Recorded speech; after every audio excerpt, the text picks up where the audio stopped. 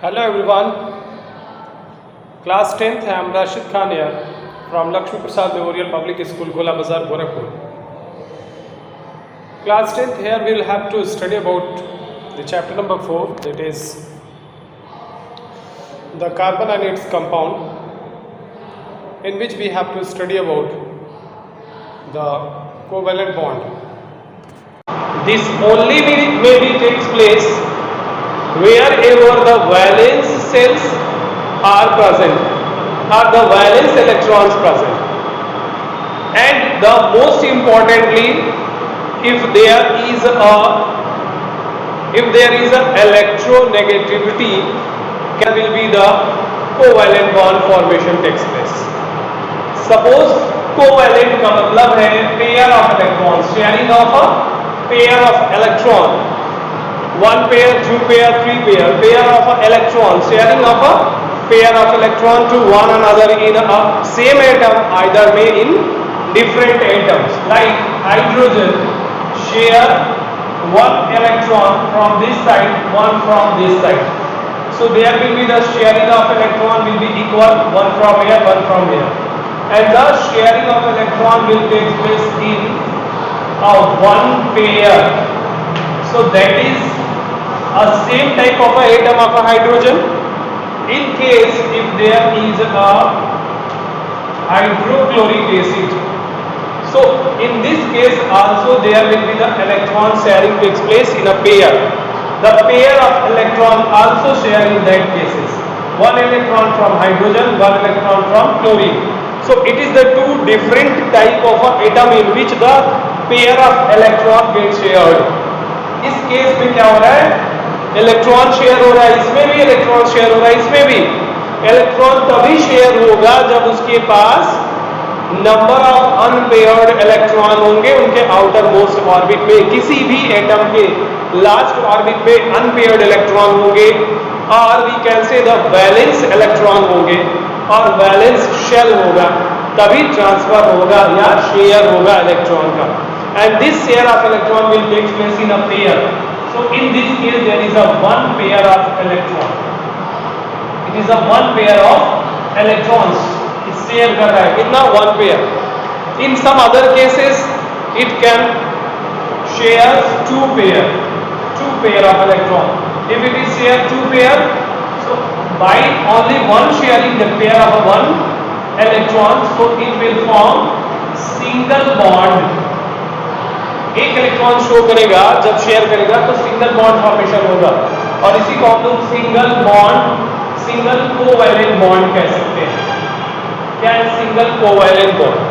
If the electron pair takes place in two pairs, if the electron shares two pairs of electron to one another, that is called four electron pair will share. And if the two pair of electron will share, there is a double covalent bond. There is a two bond formation takes place. दो bond हो रहा है तो double bond हो जाएगा. कौन सा double bond? Double covalent bond. In another case it can also be formed. क्या हुआ? टू पेयर, हाँ टू पेयर या दो, इसको फोर इलेक्ट्रॉन कह दे या टू पेयर ऑफ इलेक्ट्रॉन कहें. Two pair of electron either four electrons. If it is share two pair of electron either the four electron shares, then this will form double covalent bond. Is this okay? In another case, the electron share in a three pairs. Electron share three pairs of electron. Three pairs of electron can share also in case of C2H2 or N2. C2H2 in case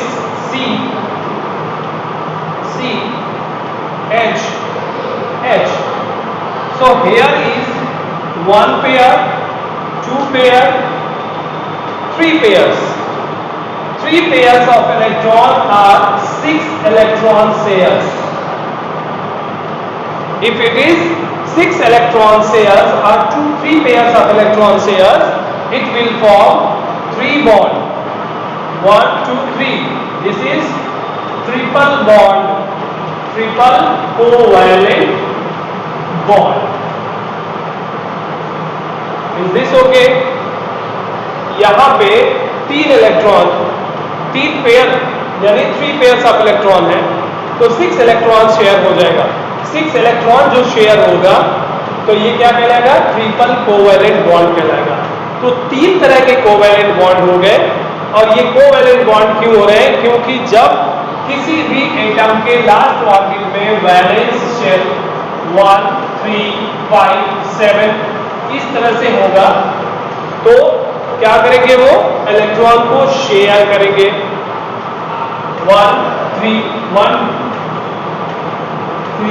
4, 5, 6, 7 ये valence shell है या outer most orbit में number of electrons हैं। तो इस case में इसको stabilise होने के लिए, ऑक्टेट को कंप्लीट करने के लिए क्या चाहिए?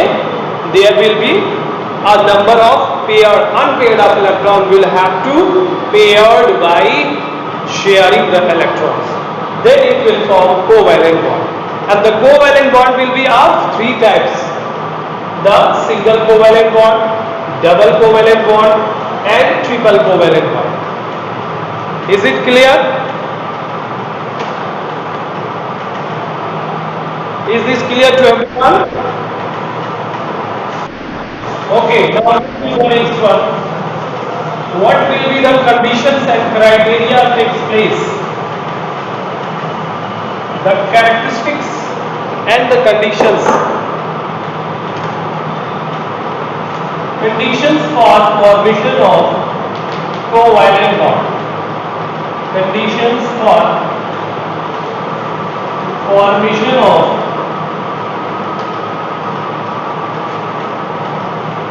Covalent bond. इस कोवैलेंट बॉन्ड फॉर्मेशन के लिए क्राइटेरिया क्या होना चाहिए? कंडीशंस क्या होने चाहिए?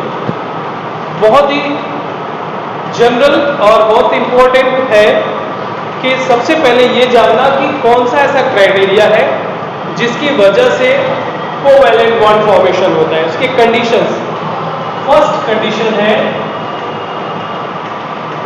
first condition, there is a unpaired of electron or the valence shell or valence electron due to the presence of valence shell or electrons. Due to the presence of valence shell or the valence electron, it will firstly have to complete or fulfill their outermost orbit by sharing the electrons. So पहला case होगा कि उसके पास अगर valence shell नहीं होंगे तो कभी भी वो इलेक्ट्रॉन शेयर नहीं करेगा। क्लियर? इसका मतलब अनपेयर्ड ऑफ इलेक्ट्रॉन है। अनपेयर्ड इलेक्ट्रॉन होगा तब वो इलेक्ट्रॉन को शेयर करेगा अपने ऑक्टेट को कंप्लीट करने के लिए। अपने जो आउटर मोस्ट ऑर्बिट होते हैं उसमें नंबर ऑफ इलेक्ट्रॉन ऐड करने के लिए वो क्या करेंगे? इलेक्ट्रॉन को शेयर करेंगे। सेकंड थिंग कि इसके अंदर जो सबसे इंपॉर्टेंट क्राइटेरिया है वो ये है कि इनके पास जितने भी एटम होते हैं वो इलेक्ट्रोनेगेटिविटी टाइप के होंगे। अगर वो इलेक्ट्रोनेगेटिव नहीं होंगे तो उनको इलेक्ट्रॉन की रिक्वायरमेंट नहीं होगी। मतलब वो कभी भी नहीं चाहेंगे स्टेबल होना। जब वो इलेक्ट्रोनेगेटिव होते हैं तो क्या करेंगे? मोस्टली इलेक्ट्रोनेगेटिव होने के कंडीशंस में ही वो इलेक्ट्रॉन अचीव करेंगे या गेन करेंगे। जब वो इलेक्ट्रॉन गेन करेंगे तो इसी वजह से बॉन्ड का फॉर्मेशन होगा। सपोज करिए यहाँ पे क्लोरीन है एंड क्लोरीन। तो क्लोरीन के केस में लास्ट ऑर्बिट में नंबर ऑफ इलेक्ट्रॉन 7 होता है।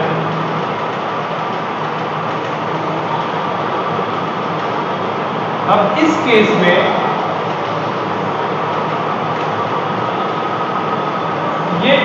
इलेक्ट्रोनेगेटिविटी शो करेंगे और इस इलेक्ट्रोनेगेटिविटी की वजह से ही इलेक्ट्रॉन शेयर होगा बोथ में, क्योंकि ये एक इलेक्ट्रॉन रिक्वायर्ड है, सिंगल इलेक्ट्रॉन रिक्वायर्ड है, इस वजह से इट मस्ट बी फॉलोड और it should be there a electronegative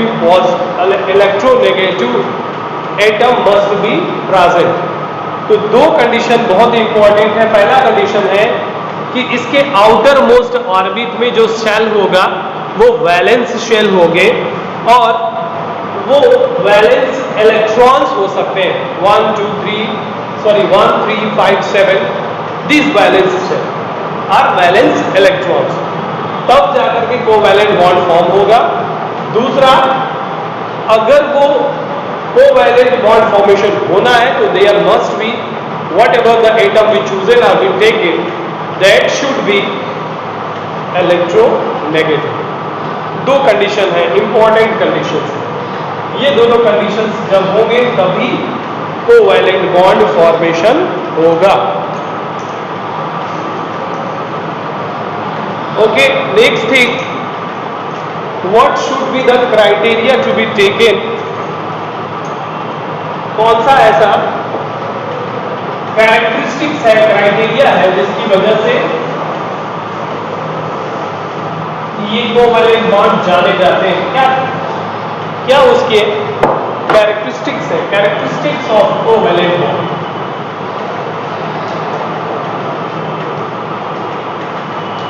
characteristics of covalent bond.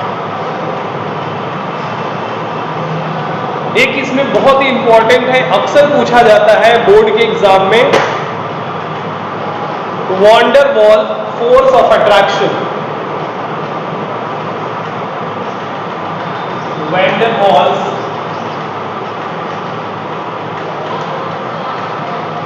Force of attraction.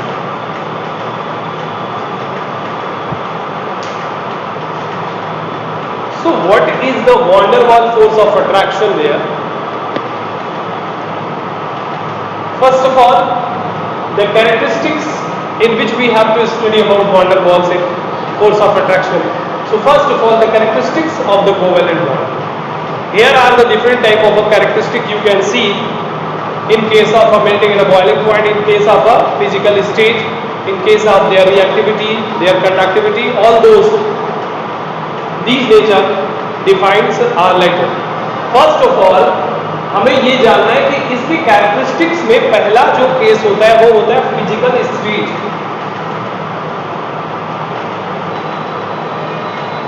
Physical state, किस स्टेट में कोवैलेंट बॉन्ड के जो कंपाउंड है वो पाए जाते हैं। कोवैलेंट बॉन्ड के कंपाउंड या कोवैलेंट बॉन्ड किस एटम के फॉर्म में होगा या कौन से एलिमेंट में हो सकता है, कौन से स्टेट में हो सकता है। मोस्टली जो फिजिकल स्टेट है कोवैलेंट बॉन्ड की वो लिक्विड और गैसियस स्टेट हो सकता है। लिक्विड और गैसियस के अलावा ये कभी कभी सॉलिड स्टेट में भी एग्जिस्ट कर सकते हैं in the form of chlorine, bromine and iodine. क्यों? क्योंकि इनके जो मॉलिक्यूलर मास होते हैं, मॉलिक्यूलर मास या molecular weight, these are not higher, it is about 70 and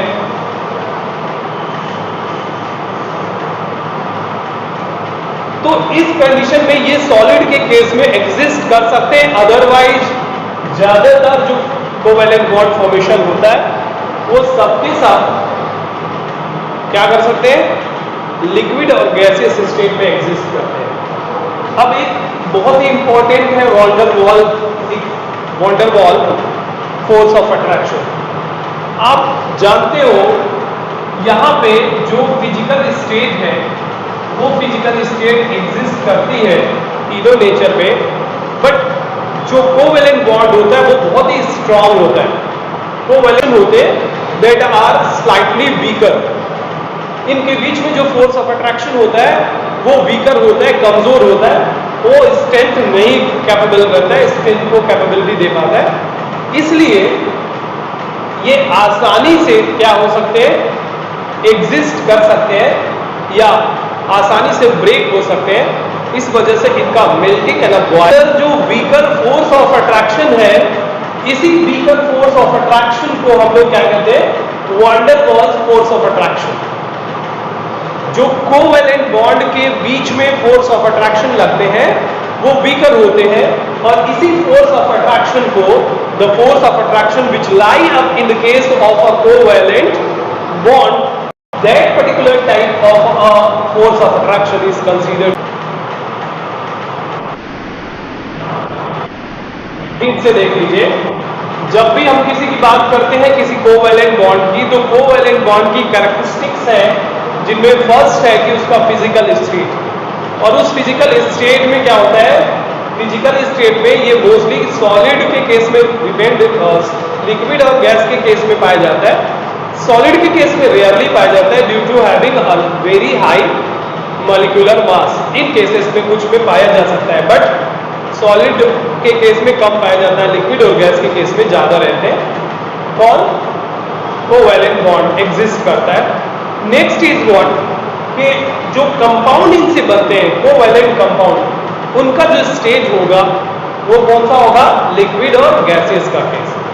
तो कोवैलेंट कंपाउंड के बीच में जो क्या होता है, उसकी स्ट्रेंथ होती है कोवैलेंट कंपाउंड के बीच में जो कोवैलेंट बॉन्ड की, वो बहुत ही ज्यादा होती है, स्ट्रांग होती है। लेकिन उनके बीच में जो पार्टिकल्स होते हैं, उन पार्टिकल्स के बीच में फोर्स ऑफ अट्रैक्शन होता है, या उसी को हम लोग मॉलिक्यूलर फोर्स ऑफ अट्रैक्शन कह लें। वो molecular force of attraction weaker होता है, और वो वीकर होने की वजह से इसको एक नाम दिया गया है जिसको हम कहते हैं van der Waal force of attraction. और ये van der Waal force of attraction lower होने की वजह से इनके जो मेल्टिंग और बॉइलिंग पॉइंट होते हैं वो कैसे होते हैं, लोअर होते हैं, lower melting and boiling point. But accepting the three important form of the covalent compound, what are these? These are diamond,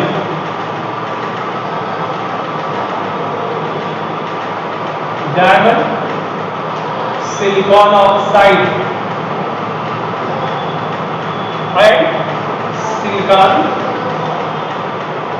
carbide, SiC। ये जो तीनों होते हैं ये क्या रहते हैं, थ्री डायमेंशनल होते हैं। These three are three dimensional and they have a very high melting and boiling point। Three dimensional crystalline nature ये तीनों होंगे। इसके अलावा सबके जो मेल्टिंग